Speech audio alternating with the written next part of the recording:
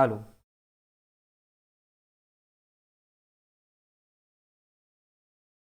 आज के लेक्चर के अंतर्गत भारतीय संविधान में भाग 5 पढ़ रहे थे, तो उसी में मैंने समझा था कि प्रेसिडेंट से संदर्भित जो भी जानकारी थी, जिसमें महाभियोग की प्रक्रिया हो, चाहे अध्यादेश से हो, चाहे उनके अंतर्गत जो कार्यपालक शक्तियां हैं, राइट, जो भी उनकी पावर है, तो उनके विषय में मैंने डिटेल से समझने का प्रयास किया था।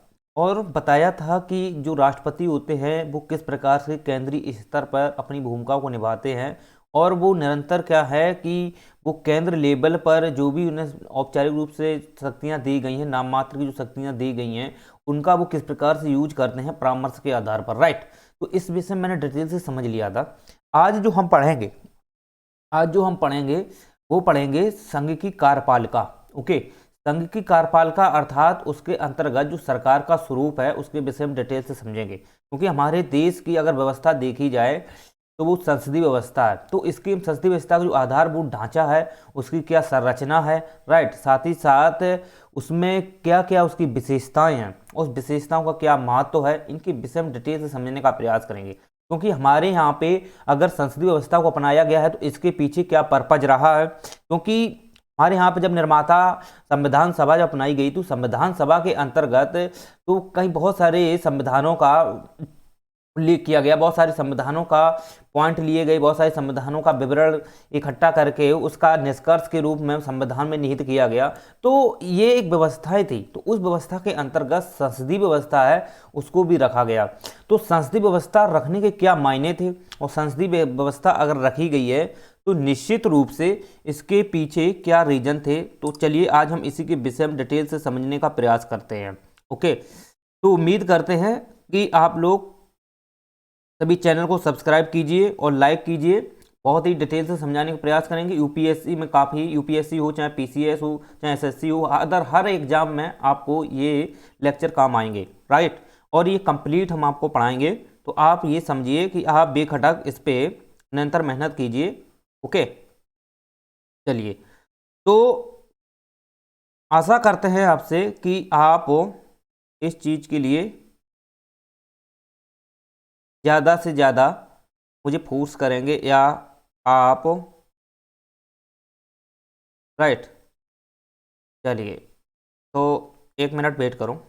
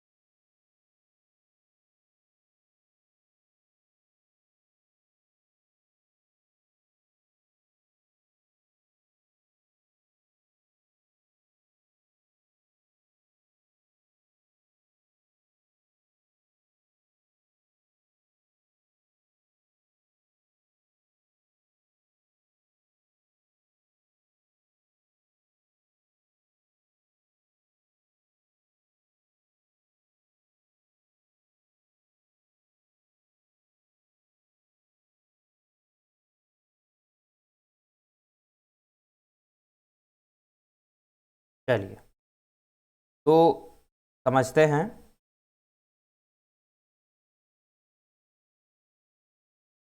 कि 1 मिनट।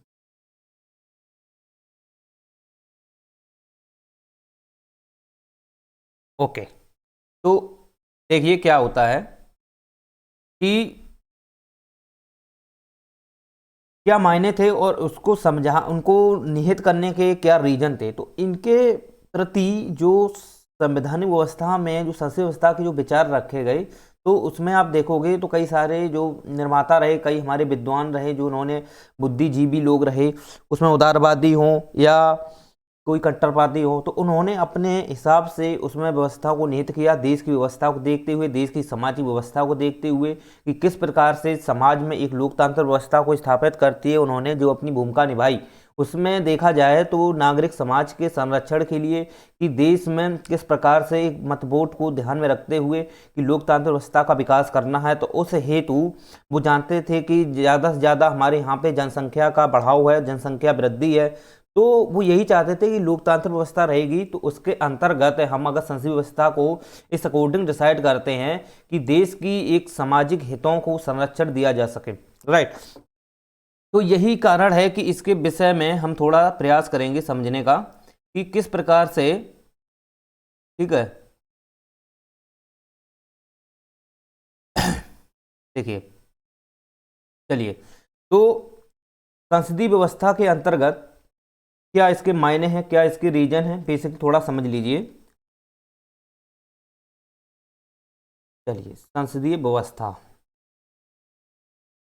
पहले आप ये समझिए कि संसदीय व्यवस्था का मतलब क्या, बेसिक रीजन क्या होता है, मतलब इसका एक मीन्स क्या होता है। आप जैसा कि जानते हो संसदीय व्यवस्था का मतलब है कि जिस देश में संसद है, राइट, जिस देश में संसद है और संसद के आप जानते हो कितने अंग होते हैं, कितने अंग होते हैं, वो होते हैं 3। तो जिसमें लोकसभा, राज्यसभा और राष्ट्रपति, तो ये 3 अंगों से मिलकर ही क्या बनती है, संसद। और संसद के अंतर्गत जो भी प्रतिनिधि होते हैं, जो भी प्रतिनिधि होते हैं वो किसके द्वारा चुने जाते हैं, जनता के द्वारा, जनता के द्वारा ये प्रत्यक्ष रूप से चुने जाते हैं, राइट। तो ये जनता के द्वारा जो इतने भी प्रतिनिधि होते हैं उसमें सभी प्रतिनिधियों का अपना एक उत्तरदायित्व होता है कि वो जनता के प्रति एक अपना उत्तरदायित्व निभा सकें, सामूहिक उत्तरदायित्व निभाते हुए वो अपनी व्यवस्था को आगे बढ़ाते हुए देश के विकास के लिए, ठीक, लोगों के हित के लिए वो क्या करते हैं, उनके प्रति उत्तरदायी होते हैं। ओके, तो यही रीजन है कि संसदीय व्यवस्था का मतलब यही होता है कि संसद के अंतर्गत जो सदन है वो देखा जाए तो एक कानूनी व्यवस्था को ध्यान में रखते हुए कोई कृत्य करते हैं या कोई ऐसी दिशा निर्देश डिसाइड करते हैं ताकि देश का, समाज का हित हो सके, राजनीतिक हित हो सके, साथ ही साथ समाज में जितने भी व्यवस्थाएं हैं उनका आप आंगिक रूप से, सामाजिक रूप से संरक्षण हित प्रदान कर सकें। तो इसके लिए इस संसदीय व्यवस्था होती है, राइट। तो आप जैसा कि जानते हो कि जो संसदीय व्यवस्था है इसके मायने क्या होते हैं कि आप देखोगे कि हमारे देश में अगर सरकार का स्वरूप देखा जाए, सरकार का अगर स्वरूप देखा जाता है तो सरकार के स्वरूप के अंतर्गत आप देखोगे कि हमारे यहाँ पर कार्यपालिका जो होती है वो 2 प्रकार की होती है, राइट। कार्यपालिका 2 प्रकार की होती है, एक होती है वास्तविक और एक होती है नाम मात्र की। तो वास्तविक एवं नाम मात्र की, तो ये 2 कार्यपालिकाएं होती हैं। और ये जो कार्यपालिका आप देखोगे, ये कार्यपाल देखोगे तो ये हमारी जो संसद होती है, हमारी जो संसद होती है, इसी संसद के जो सांसद होते हैं, राइट, संसद के जो सांसद होते हैं उन्हीं सांसदों से मिलकर ही हमारी पूरी एक मंत्रिपरिषद बनती है। और ये मंत्रिपरिषद एक्चुअली में ही क्या बोली जाती है, कार्यपालिका बोली जाती है। जबकि आप देखोगे कि ये वास्तविक में होती है क्योंकि इसके जो मुखिया देखोगे एक प्रधानमंत्री होते हैं, क्योंकि ये प्रधानमंत्री के नेतृत्व करते में ये मंत्रिपरिषद पूरी निर्मित की जाती है। क्योंकि जितने भी संसद के सदन में जो सांसद होते हैं वही सांसद जो होते हैं वो एक समय में प्रधानमंत्री के नेतृत्व में ही वो मंत्री बनाए जाते हैं, राइट। लेकिन आप देखोगे कि जितने भी सांसद होते हैं वो अपने बहुमत दल के होते हैं, राइट। जितने भी आप देखोगे, चाहे अगर किसी भी पार्टी से अगर सदस्य जीतते हैं, राइट, किसी भी पार्टी से अगर सदस्य जीतते हैं तो निश्चित रूप से वो किसके फेवर में काम करेंगे, वो अपनी पार्टी के हित में काम करेंगे। तो पार्टी में उनको लगता है कि ये व्यक्ति को चुनने योग्य है, उस व्यक्ति को वो चुनते हैं और वो व्यक्ति के प्रति क्या है, अपना एक बहुमत रखते हैं कि राइट, कि ये बहुमत जो है हम अपने नेता को रख रहे हैं कि ये हमारे नेता हैं, ये हमारे प्रधानमंत्री बनेंगे। इस हेतु पूरी एक क्या करते हैं, एक पूरा जो निर्वाचक मंडल होता है उसके तहत ये काम किया जाता है। और निर्वाचक मंडल के तहत जब प्रधानमंत्री नियुक्त बनाए जाते हैं तो प्रधानमंत्री को आप देखोगे कि उनको जब राष्ट्रपति चुनते हैं तो उनको शपथ दिलाते हैं, राइट, वो शपथ दिलाते हैं। फिर इसके बाद जो मंत्री होते हैं उनको, मंत्रियों को भी ये चुनते हैं कहाँ से, सांसदों से। तो आप जैसा कि जानते हो कि ये वास्तविक कार्यपालिका और नाम मात्र कार्यपालिका क्या होती है, तो इसको पहले समझिए कि वास्तविक कार्यपालिका और नाम मात्र कार्यपालिका। तो आप जानते हो कि सरकार के अंतर्गत क्या होता है, संसदीय सरकार, इसे हम संसदीय सरकार बोलते हैं, ओके, क्योंकि संसद से ही सरकार बनती है। दूसरी बात, इसे हम संसदीय व्यवस्था, संसदीय व्यवस्था में प्रधानमंत्री सरकार इसे हम बोल सकते हैं, और उत्तरदायी शासन, उत्तरदायी शासन व्यवस्था को हम बोल सकते हैं। इसी के अंतर्गत कैबिनेट व्यवस्था भी हम इसे बोलते हैं। तो कई सारे इसके अलग अलग मायने होते हैं, कई सारे अलग अलग इसके विवरण होते हैं, बाद मतलब अलग अलग इसके अपनी शासन व्यवस्था को नाम दर्ज किए जाते हैं, उस अकॉर्डिंग उनको डिसाइड किया जाता है कि संसदीय व्यवस्था जो है, वो संसदीय व्यवस्था जो होती है एक्चुअली में वहीं से ही सरकार बनती है, और वहीं से सरकार जो बनती है उसे हम प्रधानमंत्री सरकार भी बोल सकते हैं, उत्तरदायी शासन भी बोल सकते हैं, और कैबिनेट शासन भी बोल सकते हैं।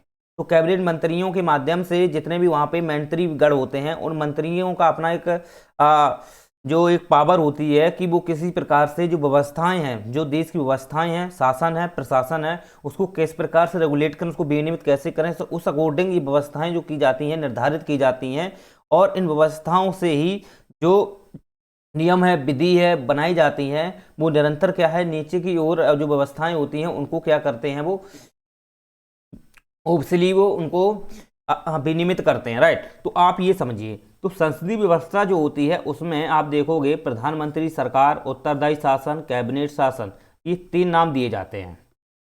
तो सरकार के शुरू में आप जानते हो कि कार्यपालिका भी होती है, तो कार्यपालिका आप देखोगे तो कार्यपालिका को ही हम प्रधानमंत्री सरकार बोल सकते हैं, क्योंकि कार्यपालिका होती है उसका नेतृत्व करता कौन होता है, वो प्रधानमंत्री होता है, ओके। और प्रधानमंत्री कहाँ से चुनते हैं, जो बहुमत दल की जो पार्टी होती है उसी पार्टी से सदन से वो चुने जाते हैं, उसी पार्टी से वो चुने जाते हैं। इसके बाद जो प्रधानमंत्री चुनते हैं तो प्रधानमंत्री फिर उन्हीं सांसद जो बहुमत से दले हैं, एक बहुमत से, जिस बहुमत से, या आप कह सकते हैं जिस पार्टी से बहुमत जीता है, जिस पार्टी को बहुमत प्राप्त है, उसी पार्टी से ही मंत्री चुने जाते हैं, ओके, उसी पार्टी से ही मंत्री चुने जाते हैं। और जो मंत्री होते हैं वो एक प्रकार के देखे जाएं तो व्यक्तिगत और सामूहिक दो प्रकार से उत्तरदायित्व निभाते हैं। अभी हम आगे क्लियर करेंगे, राइट। तो आप पहले ये समझ लीजिए कि वास्तविक कार्यपालिका के में कौन पावरफुल होता है, वो होता है प्रधानमंत्री, क्योंकि प्रधानमंत्री के नेतृत्वकर्ता में ही पूरी सरकार जो होती है वो चलाई जाती है, ओके। अब बात यहाँ करते हैं कि नाम मात्र की कार्यपालिका कैसी होती है। तो आप जानते हो कि हमारे देश में नाम मात्र की कार्यपालिका देखा जाए तो देखा जाता है कि यहाँ पर राष्ट्रपति जो होते हैं, राष्ट्रपति जो होते हैं वो एक नाम मात्र की कार्यपालिका के हिस्सा होते हैं।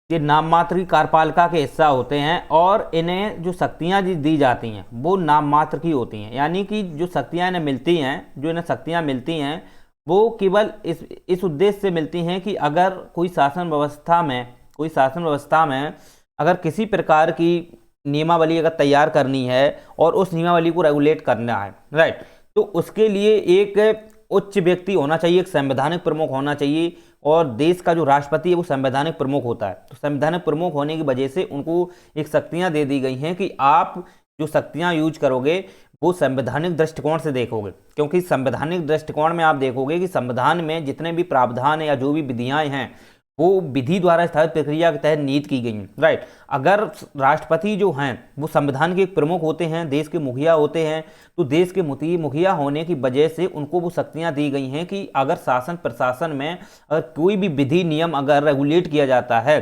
तो आपकी वहाँ पर सहमति अनिवार्य होती है, राइट। अगर आपकी सहमति नहीं है तो वो खारिज भी मान लिया जाता है, अगर आपकी सहमति है तो भी वो रेगुलेट हो जाएगा। लेकिन आपकी व्यवस्थाएं हैं, ये समाज की व्यवस्थाओं को अगर कहीं ना कहीं इन विधियों के माध्यम से सही तरीके से विनियमित करना है, तो वहां पर राष्ट्रपति की भूमिका इंपॉर्टेंट मानी जाती है। ओके, इसलिए इनको जो शक्तियां दी गई हैं वो नाम मात्र की दी गई हैं। और वो नाम मात्र की शक्तियों का मतलब ये है कि ये जो शक्तियों का जो प्रयोग करेंगे ये विवेक के आधार पर ना करके, विवेक आधार पर ना करके ये परामर्श के आधार पर यूज करेंगे, परामर्श के आधार पर यूज करेंगे। और ये शक्तियां जो हैं, ये जो शक्तियां हैं जो हैं आप देखोगे जो यूज करेंगे वो देश के हित के लिए यूज करेंगे। ऐसा नहीं है कि कोई भी शक्ति है राष्ट्रपति यूज कर रहा है तो देश का हित के लिए हो, नहीं यूज कर सकते हो। समीक्षा, न्यायिक समीक्षा कर सकते हैं सुप्रीम कोर्ट। तो ऐसा नहीं है कि जो राष्ट्रपति जो शक्तियां यूज करेगा जो नाम मात्र की हैं कि वो न्यायिक समीक्षा से पार हैं, राइट, ऐसा नहीं है। शक्तियां जो हैं वो न्यायिक समीक्षा के अधीन है, न्यायिक समीक्षा के अंतर्गत ही वो यूज करेंगे। अगर किसी प्रकार की मनमानी ढंग से अगर कोई भी शक्ति का यूज करते हैं, चाहे वो अध्यादेश की हो, चाहे कार्यपालक शक्ति हो, चाहे कोई विधि शक्ति हो, चाहे जो भी उनकी 6-7 शक्तियां होती हैं, उनको अगर वो यूज कर रहे हैं तो वो देखा जाए तो न्यायपालिका जो है उन पर न्यायिक समीक्षा कर सकती है। इसका अर्थ ये हुआ कि मनमाने ढंग से राष्ट्रपति अपनी शासन व प्रशासन में किसी प्रकार की अनैतिक शक्ति का या शक्तियों का कोई दुरुपयोग नहीं कर सकते हैं।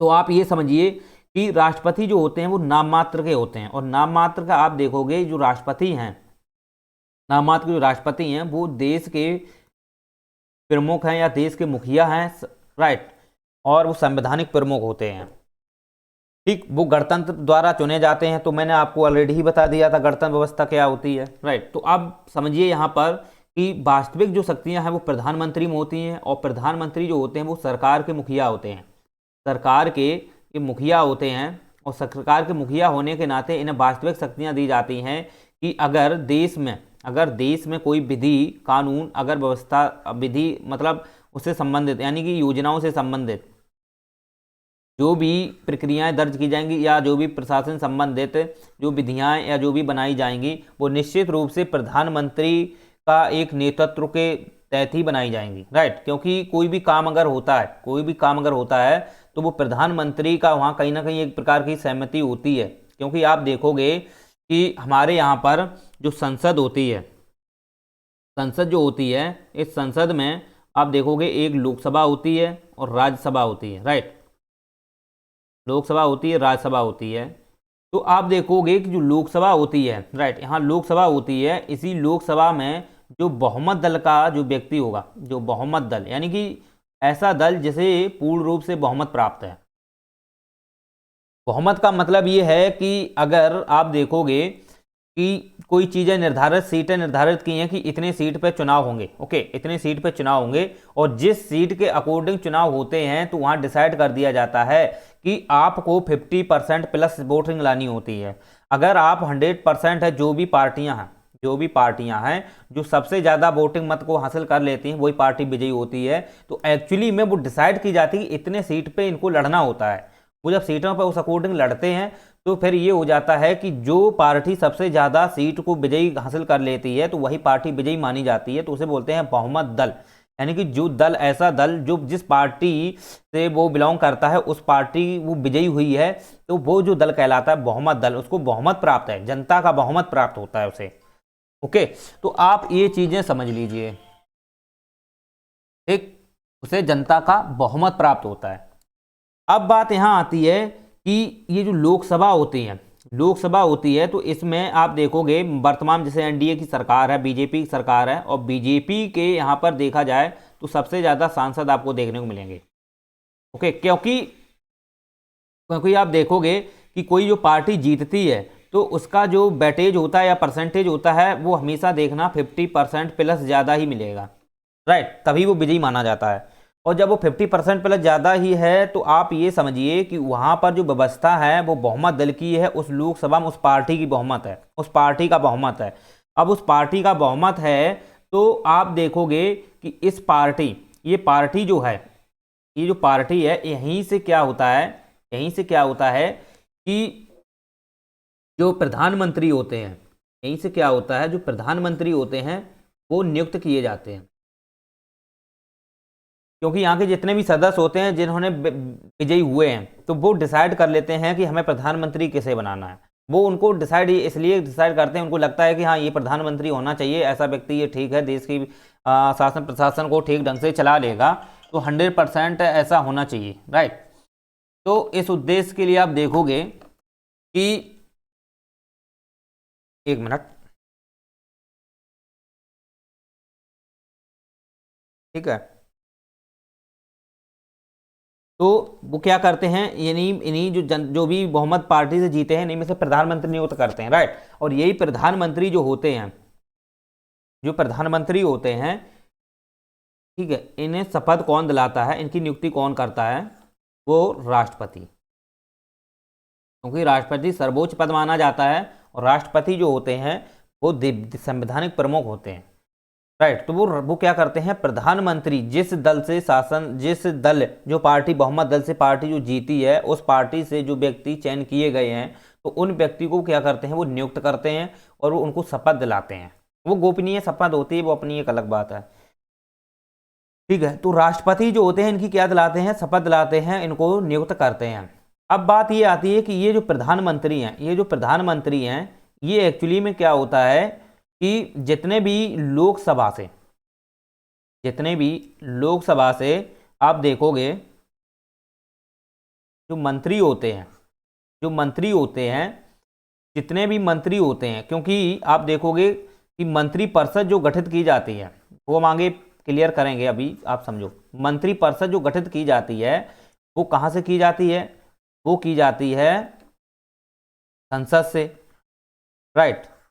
लोकसभा से ही नहीं की जाती है, वो संसद से की जाती है, याद रखें, ठीक है। क्योंकि आप देखोगे संसद में लोकसभा राज्यसभा होती है, और लोकसभा एक ऐसा सदन होता है जो 5 साल में विघटित होता है, या पहले भी हो सकता है, प्रधानमंत्री चाहेंगे तो पहले भी विघटित करा सकते हैं, राष्ट्रपति को सलाह देकर वो विघटित करा देंगे, ओके। तो प्रधानमंत्री के हाथ में है कि वो विघटित कराना चाहते हैं या नहीं कराना चाहते हैं। अगर किसी प्रकार से, अगर ये लोकसभा जो है, सुन लो मेरी बात यहाँ पे, जैसे आप देखो इधर लोकसभा है, इधर आप देखोगे राज्यसभा है, तो ये लोकसभा और राज्यसभा जो हैं, ये क्या है कि यहाँ पर जो होते हैं, इसमें आप देखोगे ये जनता द्वारा चुने जाते हैं। यहाँ भी राज्यसभा जो है वो एक प्रकार का स्थायी सदन है, राइट। ये विघटित नहीं होता है, हर 2 साल में इसमें एक सदस्य चुने जाते हैं, ओके। तो आप खुद ये देखिए कि राज्यसभा में अगर कोई विधानसभा से जो सीटें हैं, विधानसभा में ऐसी विधानसभा से जो चुने जाते हैं, तो वहाँ भी आप देखोगे कि कहीं ना कहीं उसमें बीजेपी का वर्चस्व हो सकता है, क्योंकि जो विधानसभाएं हैं बहुत सारे ऐसे, जैसे राज्य हैं जहाँ पे बीजेपी सरकार है, राइट, और केंद्र में बीजेपी सरकार है, तो बीजेपी सरकार से राज्यसभा में भी व्यक्ति जाते हैं, क्योंकि वहाँ पर जो चुने जाते हैं ना, जो वहाँ पर चुने जाते हैं हर 2 साल में, तो वो व्यक्ति जो चुने जाते हैं, तो हो सकता है उसमें बीजेपी के भी सदस्य हों। तो जब वो मंत्री परिषद गठित की जाएगी तो वो सदन से हो, संसद से होती है, उसमें लोकसभा के सदस्य भी होते हैं, राज्यसभा के सदस्य होते हैं, क्योंकि प्रधानमंत्री जो बनता है वो लोकसभा से भी बन सकता है और राज्यसभा से भी बन सकता है। तो आप ये थोड़ा देख लीजिए। तो ये लोकसभा और राज्यसभा दोनों से किसी से भी प्रधानमंत्री नियुक्त किए जा सकते हैं, इसलिए आप देखोगे कि लोकसभा है, राज्यसभा है, दोनों से ही मंत्री परिषद गठित की जाती है। और ये मंत्री परिषद जो होती है, मंत्री परिषद जो होती है, ये किसके प्रति उत्तरदायी होती है, ये होती है संसद के प्रति। किसके प्रति होती है, संसद के प्रति, क्योंकि ज्यादातर आप देखोगे ये लोकसभा के प्रति, आप कह सकते हो लोकसभा के प्रति उत्तरदायी, क्योंकि मंत्री परिषद संसद के प्रति उत्तरदायी तो होती है, लेकिन ज्यादातर आप देखोगे लोकसभा के प्रति ज्यादा होती है, क्योंकि लोकसभा के जो सदस्य होते हैं वो डायरेक्ट है, इसके जो प्रतिनिधि होते हैं वो जनता द्वारा चुने जाते हैं। तो जनता का अगर यहाँ पे लोकसभा में बहुमत है, जनता का अगर बहुमत मानते हैं उसमें है, तो 100% है कि जो मंत्री परिषद है वो लोकसभा के प्रति उत्तरदायी रहेगी, राइट। अगर ये इसके प्रति उत्तरदायी नहीं होती है तो आप जानते हो कि अविश्वास प्रस्ताव के माध्यम से मंत्रिपरिषद भंग भी की जा सकती है, या किसी प्रकार से लोकसभा में अगर बहुमत नहीं मिलता है तो भी आप देखोगे कि जो विपक्ष का नेता होता है वो अविश्वास प्रस्ताव लाएगा, और अविश्वास प्रस्ताव अगर पारित हो गया, ये केवल लोकसभा में लाया जाता है अविश्वास प्रस्ताव, अगर ये लोकसभा में पारित हो गया तो आप समझ सकते हो कि वो सरकार को इस्तीफा देना ही पड़ेगा, पूरी की पूरी मंत्रिपरिषद भंग हो जाएगी, वो सरकार ही गिर जाएगी।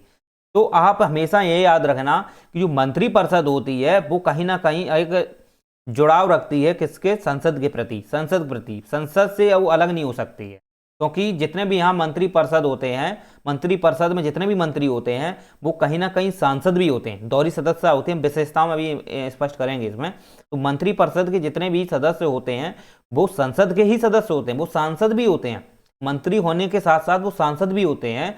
इसलिए देखा जाए तो वो सांसद, संसद में जब कोई बिल आता है तो मंत्री भी बिल रखते हैं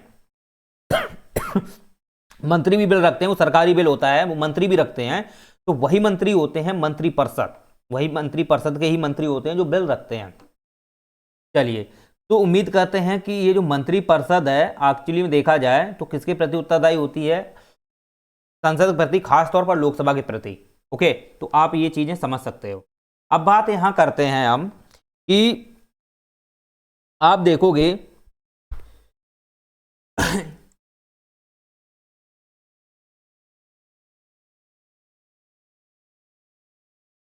चलिए अब देखोगे कि जो लोकसभा होती है, या हम कह सकते हैं संसद में जो लोकसभा होती है, इनके जो सदस्य होते हैं इनका कार्यकाल कितना होता है, 5 वर्ष का। या हम कह सकते हैं लोकसभा का ही कार्यकाल 5 वर्ष का होता है। अब बात ये आती है, क्या ये 5 वर्ष से पहले भंग की जा सकती है, बिल्कुल की जा सकती है, और कई तरीके से हो सकती है। जैसे आप देखोगे कि जो मंत्री परिषद के जो सदस्य होते हैं, मंत्री परिषद के जो सदस्य होते हैं, इसमें आप देखोगे इन्हें कहीं ना कहीं मंत्रालय, और किसी को मंत्रालय होता है, किसी को विभाग होता है, प्रभाग होता है, तो उनको मतलब दे दिए जाते हैं। तो वो मंत्री परिषद जो होती है उसमें भी कई सारी कैटेगरी होती हैं अलग अलग, जैसे कि राज प्रभार मंत्री होते हैं, उसी में राज्य मंत्री भी होते हैं, उसी में प्रभार मंत्री होते हैं, उच्च मंत्री, ऐसे मंत्री जो होते हैं उसी के अंतर्गत पाए जाते हैं मंत्री परिषद में। अब देखो कि इनको मंत्रालय भी दिया जाता है, और मंत्रालय किन्हें दिया जाता है, जो कैबिनेट मंत्री जो गठित की जाती है, मंत्रिमंडल जो गठित किया जाता है, मंत्री जो मंडल होता है वो जो गठित किया जाता है उन्हीं को क्या सौंपा जाता है, कैबिनेट मंत्रालय। या हम कह सकते हैं कि यहाँ पर जितने भी मंत्री होते हैं, यहाँ पे जितने भी मंत्री होते हैं उनको मंत्रालय का कार्यभार सौंपा जाता है।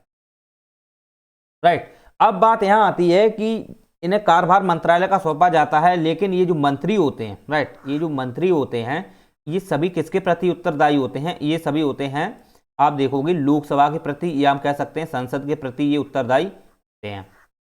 अब बात यहाँ आती है कि जितने भी ये मंत्री हैं, जितने भी मंत्री हैं, इन मंत्रियों को काम क्या है, अपना अपना मंत्रालय संभालना, राइट, अपना अपना मंत्रालय संभालना, उनको कारोबार देखना। लेकिन आप देखोगे कि ये जो मंत्री होते हैं एक प्रकार के देखा जाए ये सामूहिक रूप से काम करते हैं, सामूहिक रूप से काम करते हैं।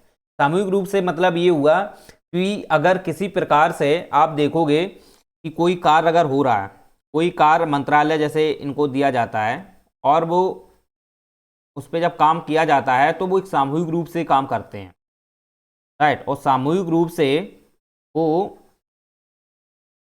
संसद के प्रति ही उत्तरदायी होते हैं।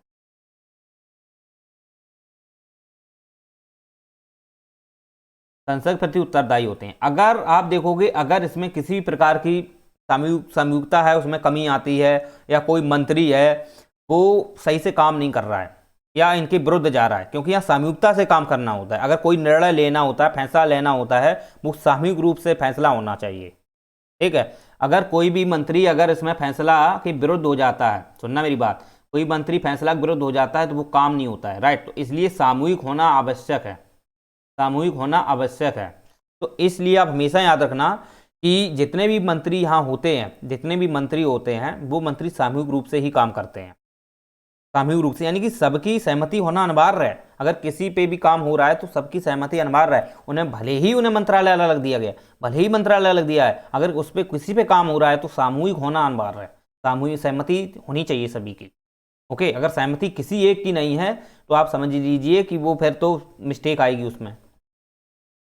चलिए, तो अब बात हम ये करते हैं कि अगर, लेकिन आप देखोगे यहाँ ये चीज़ें होती हैं कि सहमति अनिवार्य है, तो सहमति जो होती है वो एक प्रकार से मंत्री को देनी ही पड़ती है, मंत्री को देनी ही पड़ती है। अगर मंत्री को अगर सहमति नहीं देंगे तो यहाँ पर कोई काम हल नहीं हो पाएगा। दूसरी बात है कि प्रधानमंत्री जो होते हैं, प्रधानमंत्री जो होते हैं उनके पास पावर होती है कि वो मंत्री को बर्खास्त भी कर सकते हैं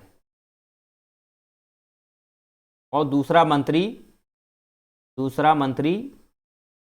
चुन सकते हैं, राइट। उनके पास पावर होती है।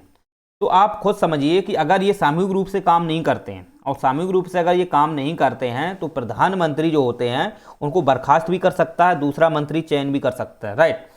तो यहाँ पर सहमति होना आवश्यक होती है और सहमति मंत्री को देनी ही पड़ती है, कोई काम होता है वो देंगे ही। ओके, तो आप ये चीज़ें समझिए। अब बात यहाँ आती है कि अगर सामूहिक रूप से काम नहीं हो पाता है, अगर जितने भी मंत्री हैं वो सामूहिक रूप से अगर काम नहीं कर पा रहे हैं तो फिर क्या होता है कि ये जो लोकसभा होती है, लोकसभा में जो विपक्ष के लोग होते हैं, विपक्ष के जो नेता होते हैं वो अविश्वास प्रस्ताव ला सकते हैं। वो देखते हैं कि यहाँ पर जो भी सरकार है वो ठीक ढंग से काम नहीं कर पा रही, इनके मंत्रियों में आपस में गतिरोध है या मंत्री आपस में बनती नहीं है उनकी, राइट। तो फिर अविश्वास प्रस्ताव ला सकते हैं। अविश्वास प्रस्ताव अगर पारित हो गया तो फिर तो सरकार गिर ही जाएगी, समझ रहे हो। तो इस उद्देश्य के लिए ये जो मंत्री जो होते हैं वो सामूहिक रूप से उन्हें कार्य करना पड़ता है। तो ये हम आगे भी और डिफाइन कर देंगे थोड़ा, ओके। आप ये चीजें समझ लीजिए। अब बात ये आती है कि जो भी मंत्री होते हैं उन वो दो प्रकार से, मंत्रिपरिषद में जो मंत्री होते हैं,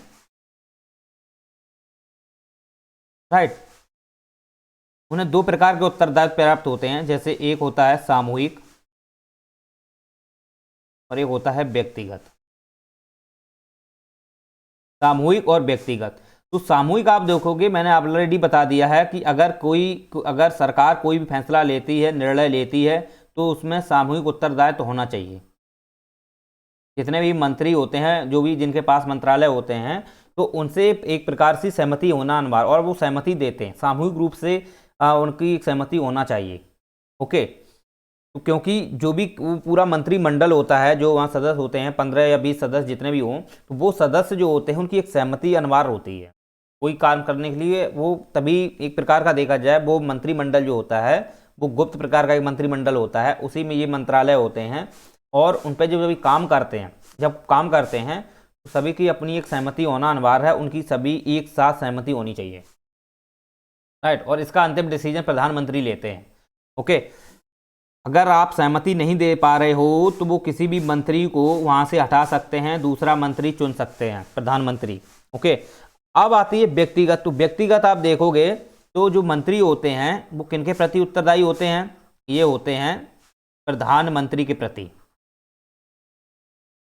दो प्रकार का उत्तरदायित्व है। पहला है सामूहिक उत्तरदायित्व। सामूहिक उत्तरदायित्व जो होता है वो संसद के प्रति होता है।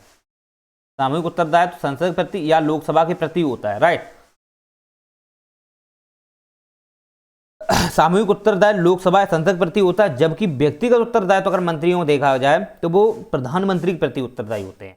यानी कि प्रधानमंत्री की बात माननी ही पड़ेगी उन्हें। अगर वो कोई डिसीजन लेते हैं तो प्रधानमंत्री की बात को वो मना कर ही नहीं सकते, बिल्कुल मना नहीं कर सकते हैं, ओके। क्योंकि प्रधानमंत्री जो होते हैं वो सरकार के मुखिया होते हैं, सरकार के नेतृत्वकर्ता होते हैं, मंत्रिपरिषद के नेतृत्वकर्ता होते हैं। तो इसलिए जितने भी मंत्री होते हैं वो प्रधानमंत्री के प्रति उत्तरदायी होते हैं, वो व्यक्तिगत उत्तरदायी होते हैं।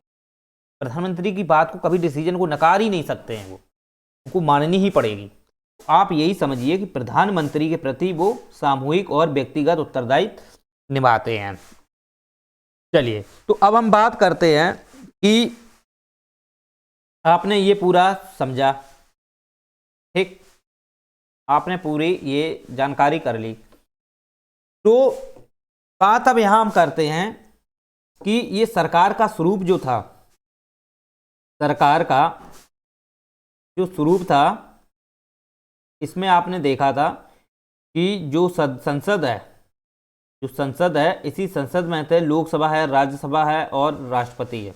तो इसी राज्यसभा, लोकसभा है या राष्ट्रपति है, यहीं से कार्यपालिका निकलती है, यहीं से कार्यपालिका निकलती है, वो हाल 5 वर्ष के लिए रहती है, 5 वर्ष के लिए वो निकाली जाती है, यहीं से मंत्री चुने जाते हैं। अब बात यहाँ आती है कि जितने भी आप देखोगे संसद के जितने भी सांसद होते हैं ये सभी लाभ के पद के माने जाते हैं, लाभ के पद पर होते हैं। आप देखोगे कि जैसे स्थायी कार्यपालिका की आप बात कर लो, क्योंकि कार्यपालिका आप देखोगे राजनैतिक रूप से 2 प्रकार की होती है। अगर कार्यपालिका की अगर टैब देखोगे तो उसमें स्थायी भी आ जाती है और एक अस्थायी आ जाती है। स्थायी में आप देखोगे जितनी भी ब्यूरोक्रेसी है, चाहे ABCD, राइट, ये 4 टाइप के जो रैंक के जो अधिकारी आते हैं इसी में आ जाते हैं स्थायी कार्यपालिका में। तो स्थायी कार्यपालिका एक प्रकार की देखी जाए तो जनता का क्या करती है, प्रतिनिधित्व करती है। जनता का ये क्या करती है, एक प्रकार का प्रतिनिधित्व करती है, क्योंकि देखा जाए क्योंकि जो भी प्रशासन चलता है इन्हीं के माध्यम से चलता है और ये जनता को ध्यान में रखते हुए शासन व्यवस्था को संभालते हैं।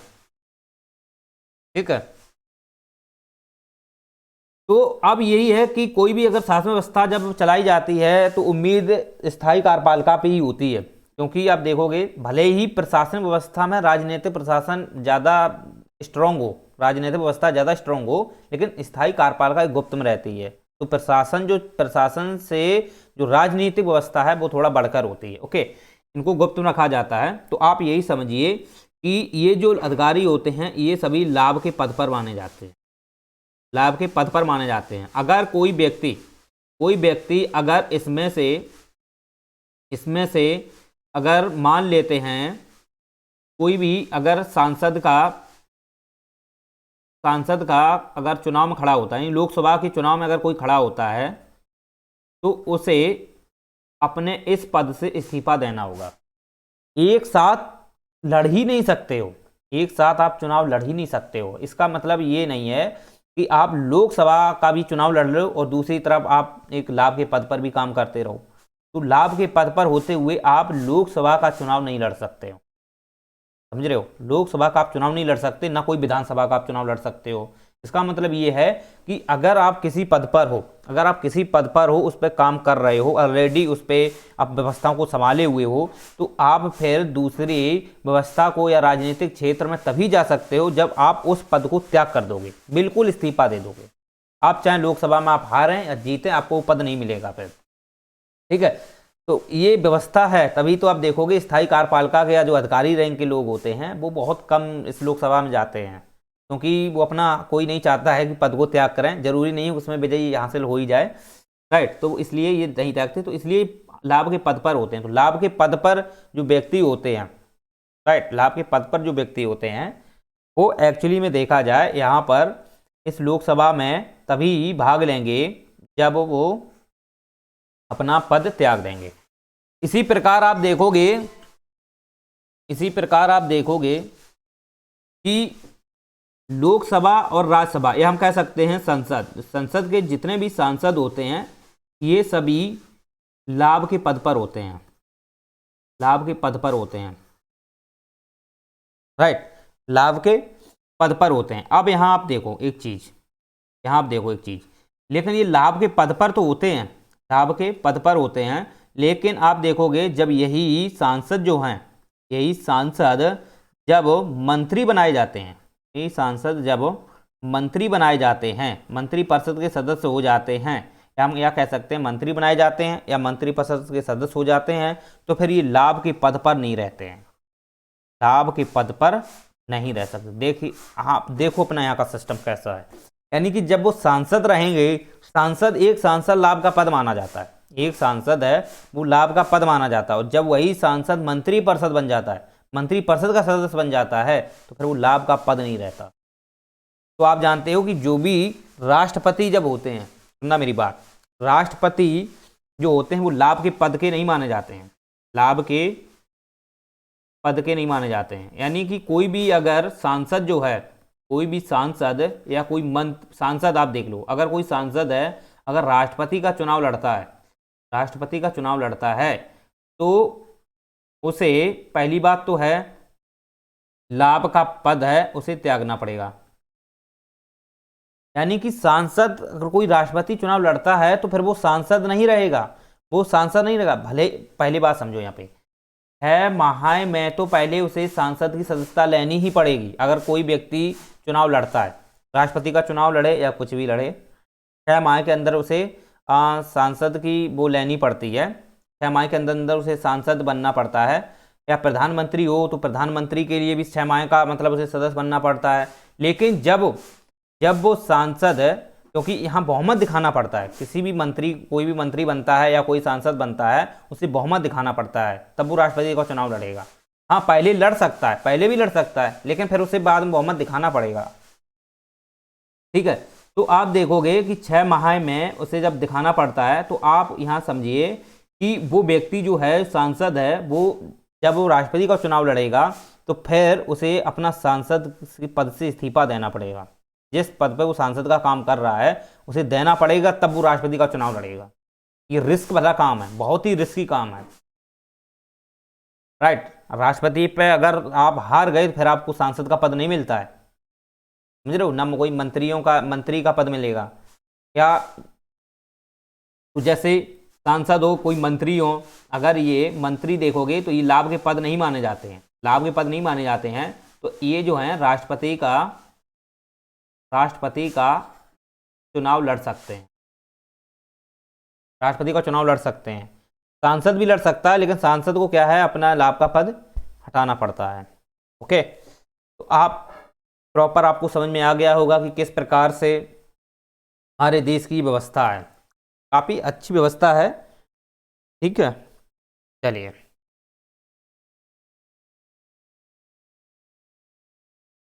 तो अब हम बात करते हैं कि सरकार के स्वरूप के अंतर्गत ही,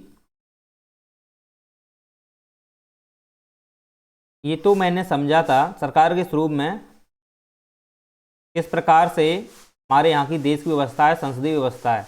और संसदीय व्यवस्था का मतलब आप समझ ही गए हो कि जो भी कार्यपालिका है ये संसद से ही उठकर जाती है, और कार्यपालिका पूर्ण रूप से लोकसभा या संसद के प्रति उत्तरदायी होती है।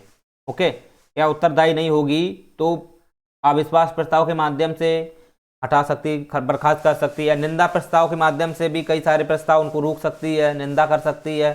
तो ऐसे प्रस्ताव हैं, ये संसद को पावर दी गई है कार्यपालिका को नियंत्रित करने के लिए, कार्यपालिका को नियंत्रण करने के लिए। क्योंकि कार्यपालिका देखोगे कि कोई कार्य अगर करती है तो अब लोकसभा के प्रति उत्तरदायी होना ही पड़ेगा उसे। तो इसलिए संसदीय व्यवस्था के अंतर्गत बस यही है कि जो लोकसभा, जो कार्यपालिका है वो पूर्ण रूप से सामूहिक लोकसभा के प्रति या संसद के प्रति उत्तरदायी होती है।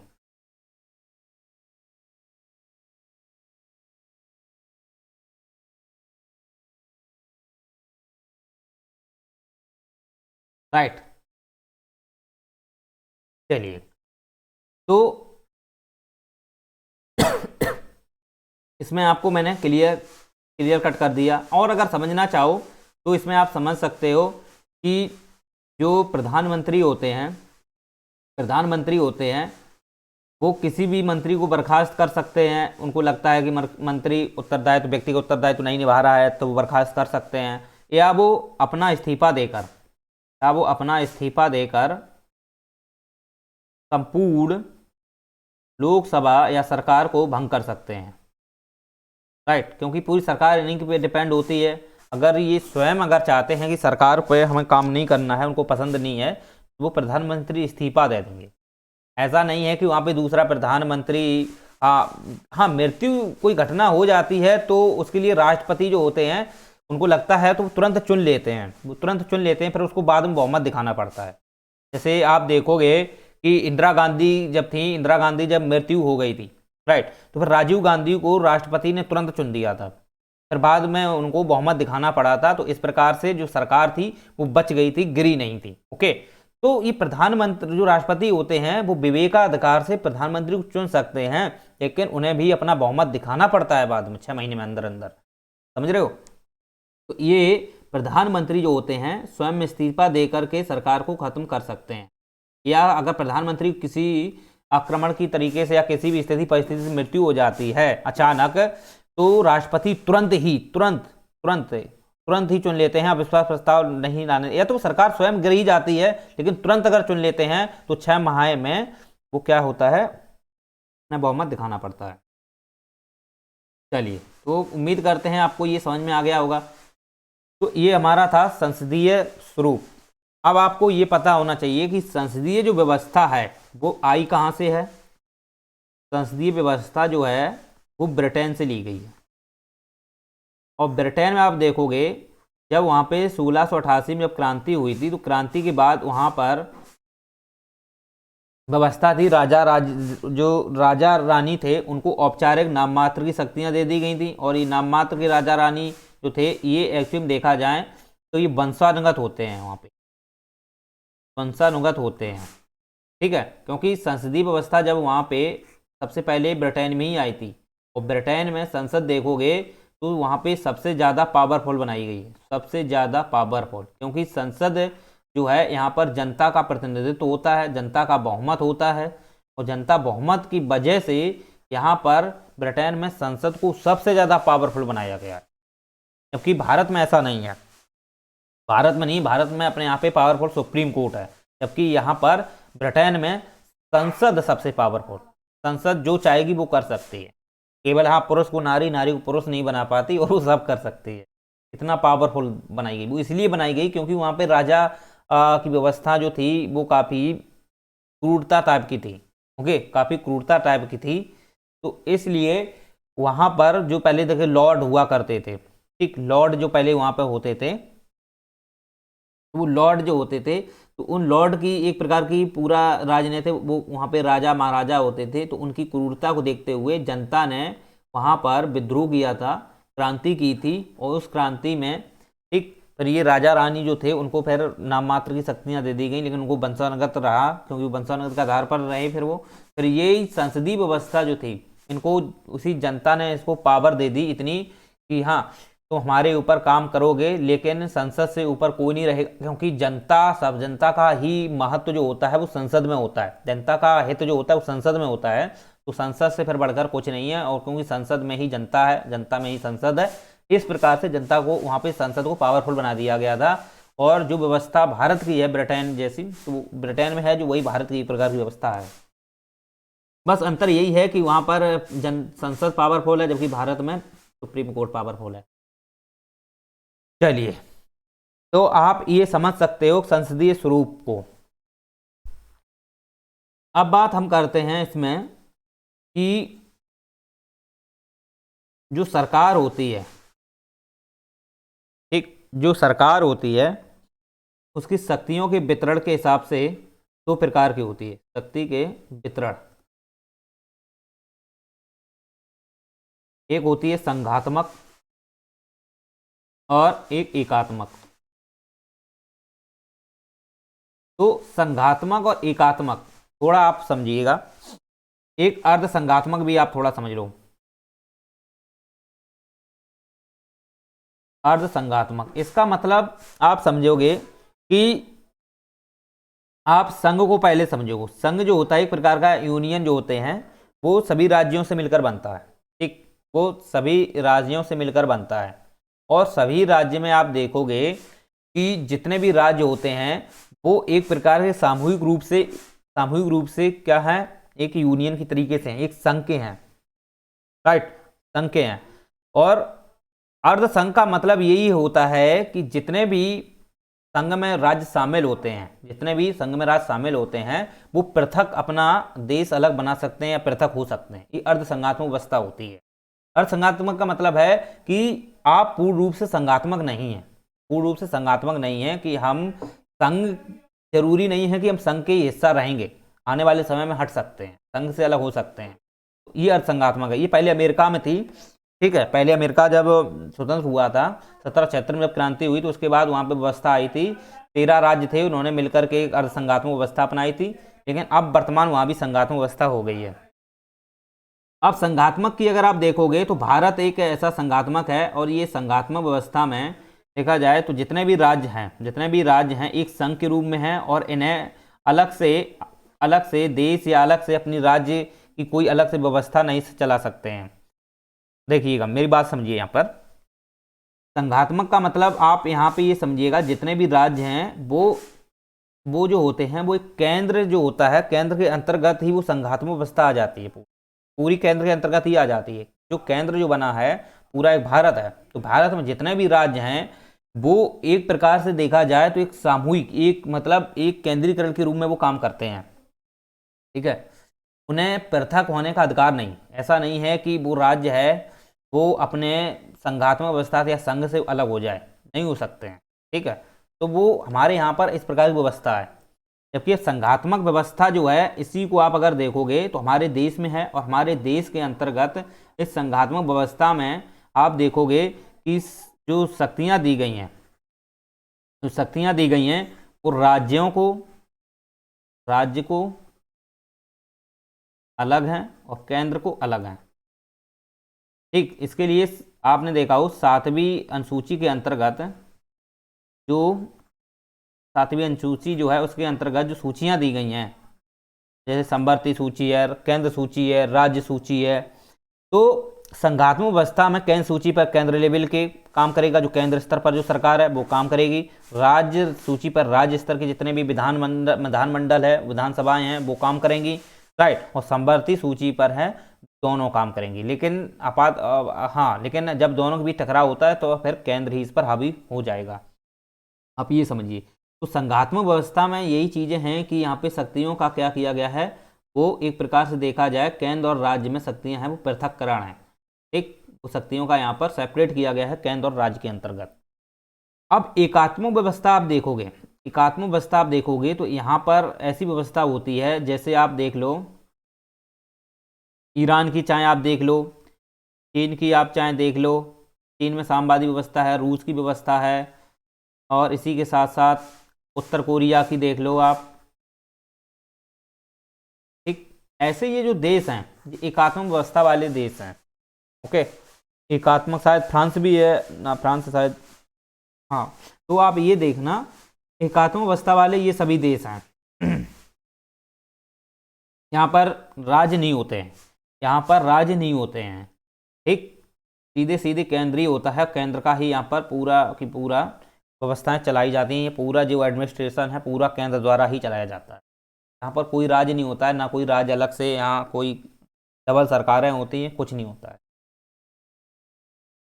चलिए, तो आप ये चीज़ें समझ सकते हैं।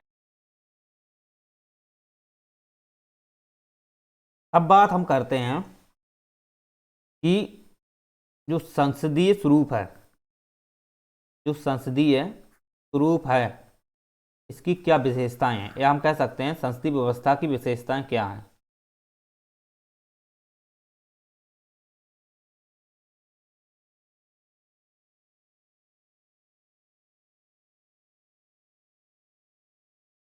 विशेषताओं की अगर बात की जाए तो इसमें आप देखोगे कि दोहरी कार्यपालिका होती है। दोहरी कार्यपालिका का मतलब ये है कि दो दो कार्यपालिका, एक तो नाम मात्र की होती है और एक वास्तविक होती है। तो यहाँ पर लिखिए दोहरी कार्यपालिका। तो दोहरी कार्यपालिका एक होती है नाम मात्र की और वास्तविक। वास्तविक में आपको पता होना चाहिए प्रधानमंत्री होते हैं, का मंत्री परिषद पूरा होता है, गढ़ होता है। नाम मात्र में केवल अपने एक राष्ट्रपति होते हैं जो उनको नाम मात्रिक शक्तियां दी जाती हैं, जो परामर्श के आधार पर वो यूज करते हैं। ठीक है, तो दोहरी कार्यपालिका। ओके, जबकि अमेरिका में ऐसा नहीं है उनका। हम अभी अमेरिका की अध्यक्षीय थोड़ा हम समझा देंगे, अमेरिका की भी हम अध्यक्षीय व्यवस्था समझाएंगे। ठीक है, दूसरी अगर आप देखोगे तो ये बहुमत दल का शासन, दूसरी व्यवस्था इसी में आती है, बहुमत दल का शासन। इसका मतलब ये है कि संसदीय व्यवस्था की जो विशेषताओं में जो बहुमत दल है, तो बहुमत दल का शासन का मतलब ये है कि जिस पार्टी को जनता द्वारा विजयी बनाया गया है, जिस पार्टी ने ज़्यादा से ज़्यादा मत से विजयी हुए हैं, तो वहाँ पर जो सदन है, जो संसद में जो सदन है वहाँ पर बहुमत है उनका। ठीक, बहुमत है, क्योंकि लोकसभा जो है एक बहुमत से होती है। लोकसभा जो होती है वो बहुमत से होती है, क्योंकि वहाँ पर जितने भी सांसद होते हैं, राइट, जितने भी सांसद होते हैं जो एक्चुअली में जीत कर जाते हैं उनकी बात कर रहे हैं, वैसे तो विपक्ष के भी उसमें मिलेंगे। तो विपक्ष के नहीं, हम उनकी बात कर रहे हैं जो विजयी हुए हैं, वो जितने हैं वहाँ पे सांसद मिलेंगे, राइट, वहाँ पर सांसद मिलेंगे। तो वो जितने भी सांसद होते हैं, जितने भी सांसद होते हैं उनका अपना एक बहुमत होता है, उनका अपना एक पार्टी में बहुमत होता है, जैसे एनडीए का भी बहुमत चल रहा है, अकॉर्डिंग आप देखोगे उनका एक बहुमत होता है, राइट। तो आप ये समझिए, तो बहुमत दल का शासन होना चाहिए। अगर बहुमत नहीं है, अगर बहुमत नहीं है तो फिर वहाँ पर सरकार है वो गिर जाती है, सरकार है वो गिर जाती है, या अविश्वास प्रस्ताव के माध्यम से सरकार गिरा दी जाती है, ठीक, अगर बहुमत नहीं है तो बहुमत अनिवार्य होता है, बहुमत अनिवार्य होता है, राइट।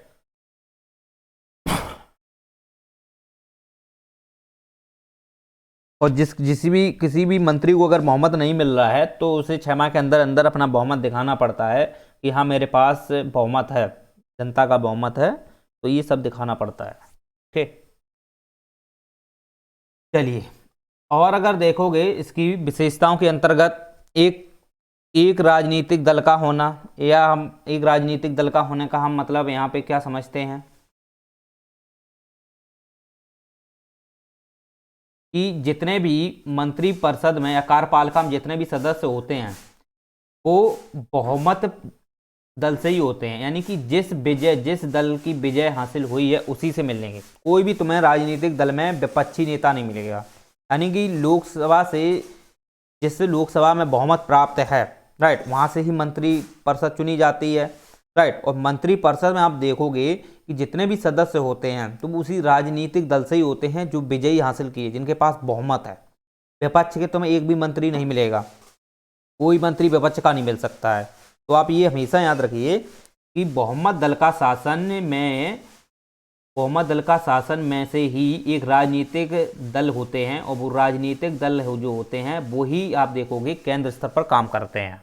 तो आप ये समझ लीजिए कि एक राजनीतिक दल का होने का मतलब यही है कि अगर कोई भी प्रधानमंत्री मान लो हैं, तो प्रधानमंत्री में जितना मंत्री परिषद होते हैं, मंत्री परिषद के अंदर जितने भी मंत्री होते हैं, या मंत्रिमंडल के अंदर जितने भी मंत्री होते हैं, वो मंत्री एक ही राजनीतिक पार्टी से होंगे, जो विजयी हुई है उसी पार्टी से होंगे, ठीक। हाँ, वो जो राजनीतिक जो मंत्री परिषद है वो राज्यसभा से भी मंत्री ला सकते हैं, लेकिन वो राज्यसभा से जो मंत्री आएंगे वो मंत्री आप देखोगे वो बीजेपी से ही मिलेंगे उसमें, क्योंकि विधानसभा से भी तो जीत के जाते हैं, विधानसभा से कुछ जीतते हैं तो वो भी तो वहाँ जाते हैं राज्यसभा में, ठीक। तो वो भी कहीं ना कहीं उनका जुड़ाव किससे होता है, वो होता है मान लो किसी पार्टी से तो होता ही। अब मान लो उस पार्टी में बीजेपी के ही सदस्य राज्यसभा में भी, तो फिर वहाँ से वो चुन सकते हैं। तो लेकिन जरूर बस यही आप रखना दिमाग में कि जो भी मंत्री परिषद है, जो मंत्री परिषद है, प्रधानमंत्री नेतृत्व करते वाली जो मंत्री परिषद होती है, उसमें सभी सदस्य जो होते हैं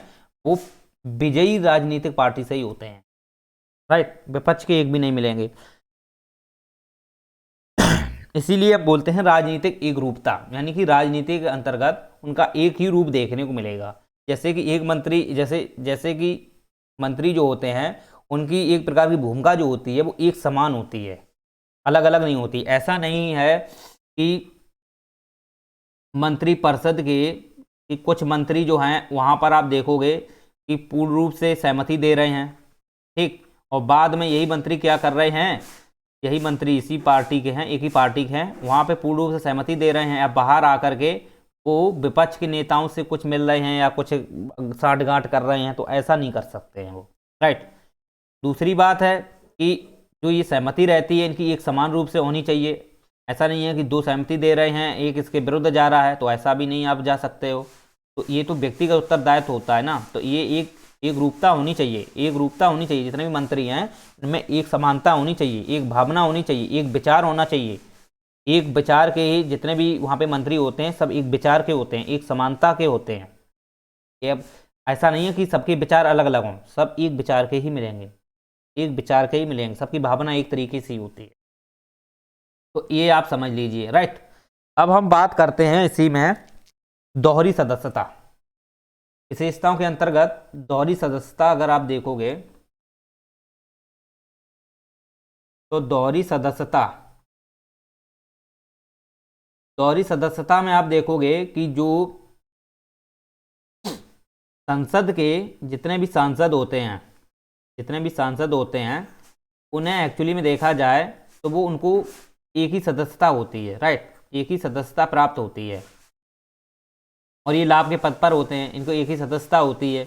जब आप देखोगे कि इसी सांसद में जिस पार्टी से ये विजयी हुए हैं, जितने भी सांसद हैं इसमें, वो जिस पार्टी से विजयी हुए हैं तो उसी में से आप देखोगे जो कार्यपालिका बनाई जाती है, राइट, उसी में से कार्यपालिका बनाई जाती है और यही कार्यपालिका में जितने भी मंत्री होते हैं, जितने मंत्री होते हैं, राइट, वो कौन होते हैं, वो एक्चुअली में सांसद ही होते हैं, वो एक्चुअली में सांसद ही होते हैं। तो इसलिए मंत्री होने के नाते उन्हें एक सदस्यता मिलती है, मंत्री होने के नाते उन्हें एक सदस्यता मिलती है, प्लस सांसद के साथ साथ उनको एक सदस्यता मिलती है।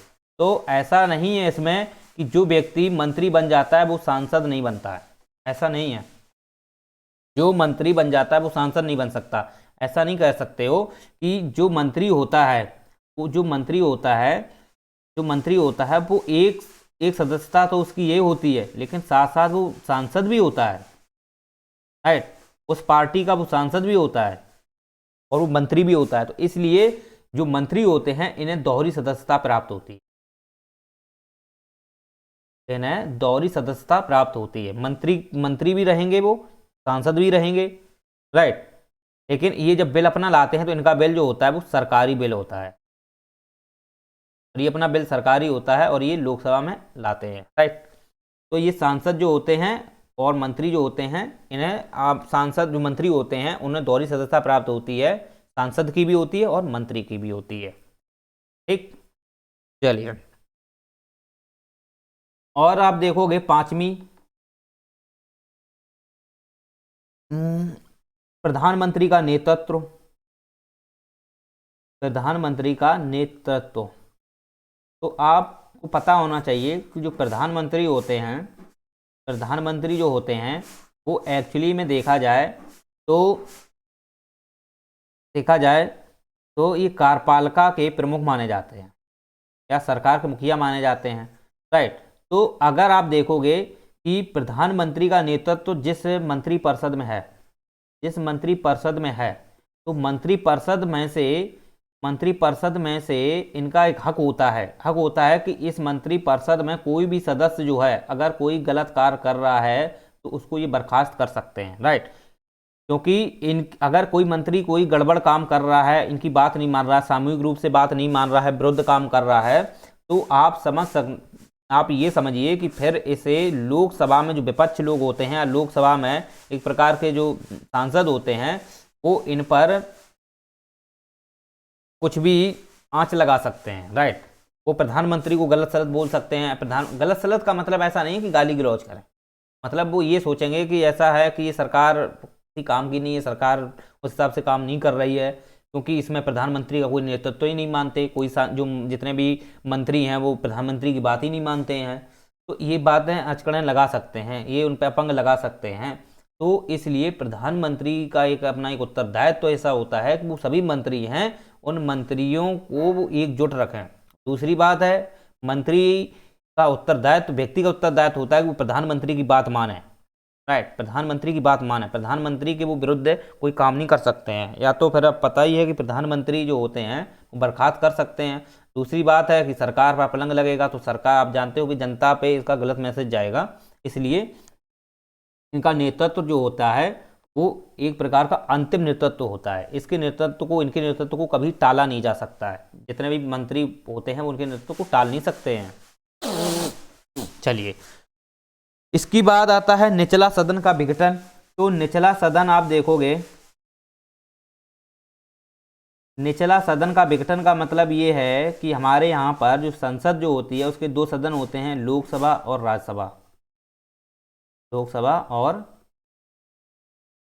राज्यसभा। तो इसमें से लोकसभा जो होती है वो हर 5 वर्ष में विघटित हो जाती है, हर 5 वर्ष में विघटित हो जाती है, राइट। आपातकालीन में आप देख सकते हो, आपातकालीन में इसकी अगर मान लो 1 साल अगर बढ़ भी जाए तो वो अलग बात होती है, आपातकालीन में बढ़ सकती है, वो एक अलग बात है। लेकिन इसका कार्यकाल जो होता है वो 5 वर्ष का ही होता है, 5 वर्ष का ही होता है, इससे ज़्यादा नहीं होता है, राइट। तो आप ये समझिए कि 5 वर्ष से इसका कार्यकाल ज़्यादा नहीं होता है, 5 वर्ष में ये विघटन होना ही है, 5 वर्ष में ये विघटित होती है, अगर नहीं होगी तो स्वतः विघटित हो जाएगी, ओके।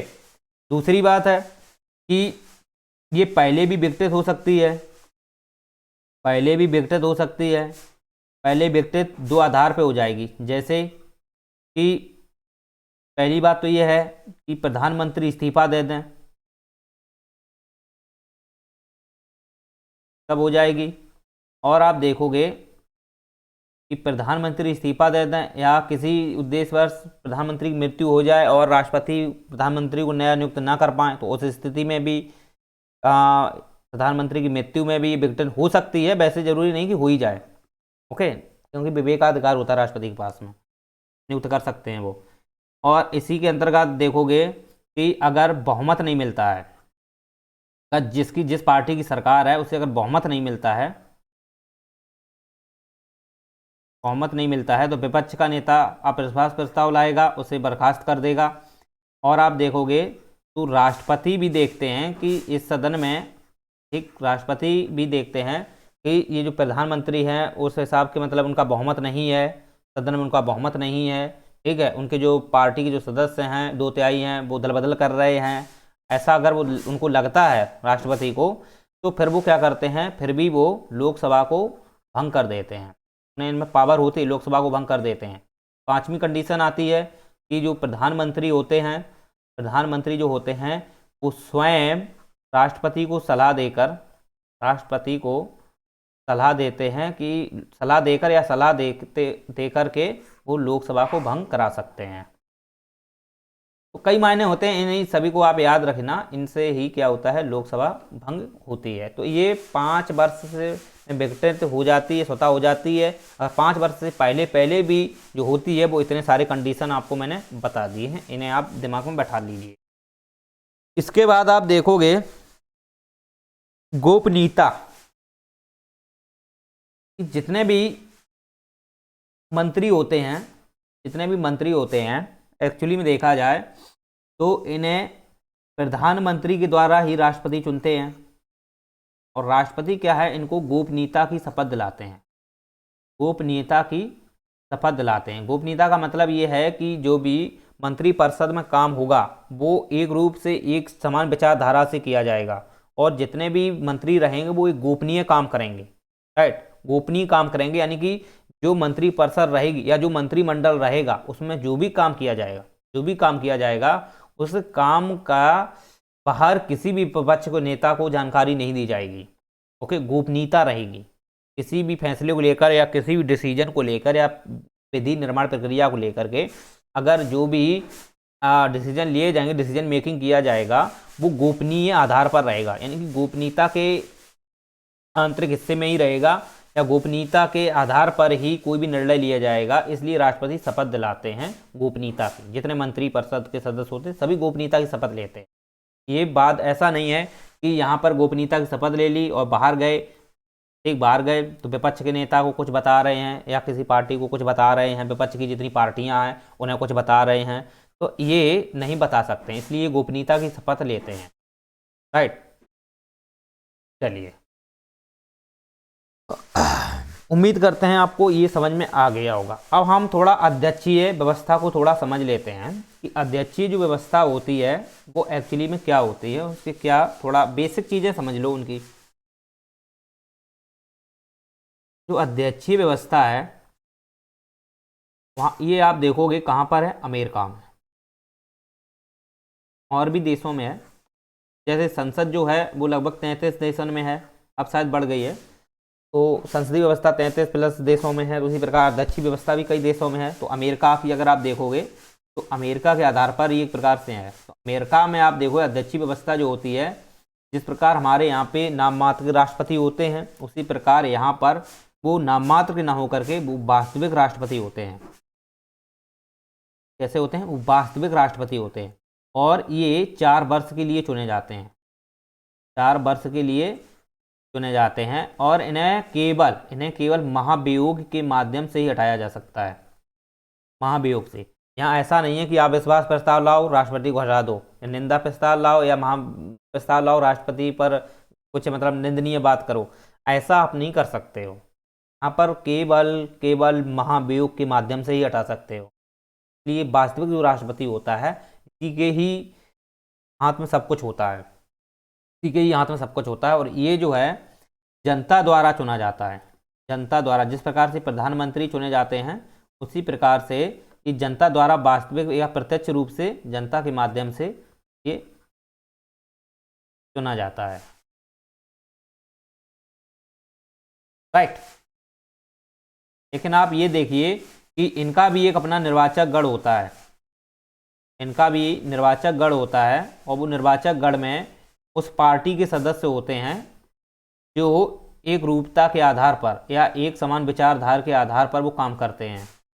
लेकिन इस पार्टी में आप देखोगे, इस पार्टी में आप देखोगे कि जितने भी सदस्य हैं, जितने भी सदस्य रहेंगे वो उस पार्टी से रहेंगे, और उस पार्टी के अकॉर्डिंग ही वो क्या करते हैं, राष्ट्रपति को चुनते हैं, ठीक। लेकिन ये जितने भी सदस्य हैं इन्हीं में से राष्ट्रपति को चुना जाता है, राइट। इन्हीं में से राष्ट्रपति को चुना जाता है। एक पार्टी होती है, निर्वाचक गण होता है, उसी जो पार्टी होती है वो एक समान विचारधारा की होती है, उसी पार्टी में से एक राष्ट्रपति को चुना जाता है, और वो राष्ट्रपति जो होते हैं वो वास्तविक राष्ट्रपति माने जाते हैं, ओके। लेकिन इस पार्टी में कहीं भी आपको वहाँ पे एक संसद की बजाय कांग्रेस होती है, राइट। तो कांग्रेस का कोई भी सदस्य नहीं देखा जाता। जैसे भारत में संसद है, वहाँ कांग्रेस है, तो कांग्रेस के वहाँ पे जैसे दो सदन होते हैं, जिसमें देखा जाए तो हाउस ऑफ रिप्रेजेंटेटिव, दूसरा होता है सीनेट। तो हाउस ऑफ रिप्रेजेंटेटिव है और सीनेट है, राइट। तो आप ये समझिए कि हाउस ऑफ रिप्रेजेंटेटिव या सीनेट किसी से भी वहाँ पर पार्टी में व्यक्ति नहीं चुना जाता है। इन दोनों में जो सदन होते हैं, ठीक, जैसे हाउस ऑफ रिप्रेजेंटेटिव उच्च सदन, सीनेट निम्न सदन होता है, ठीक है। तो इस प्रकार से ये दो सदन जो वहाँ भी देखने को मिलते हैं। तो ये सदन जो होते हैं, इन सदनों से राष्ट्रपति का कोई नाता नहीं होता है, और इस पार्टी के जितने भी लोग हैं राष्ट्रपति को खड़े कर रहे हैं उनका इससे कोई संबंध नहीं होता है, दूर दूर तक कोई संबंध नहीं होता है, समझ रहे हो। और यहाँ पर जो विघटन वाली जो होती है वो सीनेट विघटित हो जाती है। ये निम्न सदन है, ये उच्च सदन है, तो ये विघटित हो जाती है यहाँ पर, राइट। तो फिर इसके जो चुनाव होते हैं वो प्रत्यक्ष रूप से ही होते हैं, लेकिन ऐसा नहीं है कि यहाँ से ही राष्ट्रपति चुना जाता हो, नहीं, यहाँ से राष्ट्रपति नहीं चुना जाता है। एक्चुअली में इस पार्टी जो होती है वहाँ पे दो पार्टियाँ हैं, रिपब्लिक और डेमोक्रेटिक। वर्तमान में डेमोक्रेटिक सरकार है, जो बाइडन की डेमोक्रेटिक सरकार है।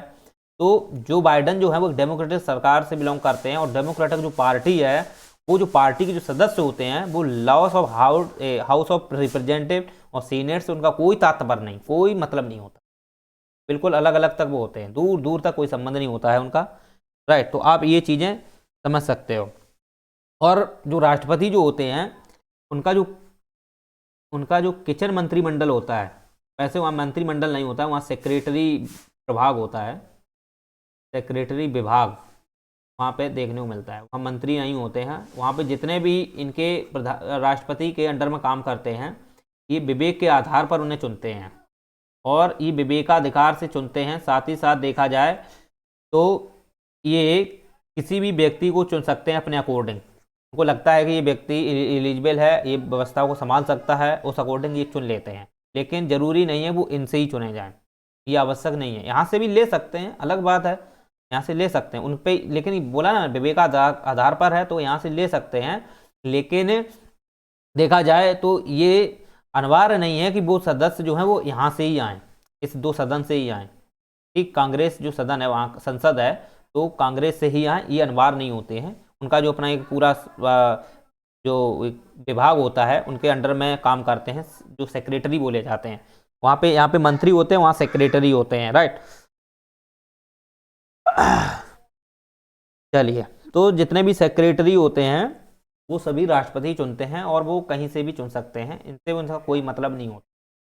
चलिए, तो ये है अध्यक्ष व्यवस्था, ये अध्यक्षीय व्यवस्था है। मुझे लगता है आपको अध्यक्षीय व्यवस्था समझ में आ गई होगी। और यहाँ पे राष्ट्रपति पावरफुल होता है, और यहाँ पर कोई भी नाम मात्र की कार्यपालिका नहीं होती है, एक ही कार्यपालिका होती है, वो भी है वास्तविक कार्यपालिका। वास्तविक कार्यपालिका होती है, नाम मात्र की कोई कार्यपालिका यहाँ देखने को नहीं मिलती है।